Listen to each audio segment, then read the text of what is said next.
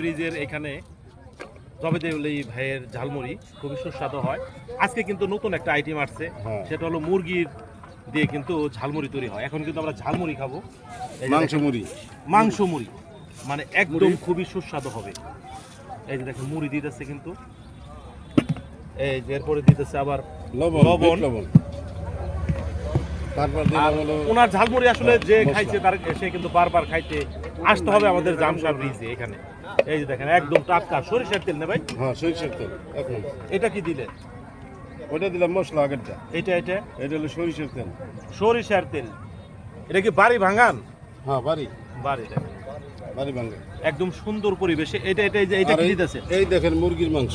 এটা একদম মুরগির মাংস দিতেছেন? বলেন মুরগির মাংস 200 টাকা কেজি মুরগি মাংস, আর সেখানে আপনি মুরগির গোশত দিতেছেন। হ্যাঁ, সেই মজা একদম।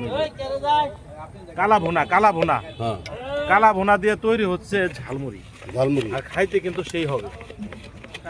তৈরি হচ্ছে দেখেন আমাদের জবেদেলি ভাই বানাইতেছে, কিন্তু মনে হইতেছে হাত ও চাইটা খাই দিব, মানে এমন মজা হয়েছে, খুব মজা হয়েছে। হ্যাঁ, সেই স্বাদ। কিন্তু খাওয়ার পরে আর তো বলতে পারুন দর্শক যে আসলে কেমন। না খুব মজা। নানি রে খাওয়াইছেন কোন সময়? আগেটা বানাইছি।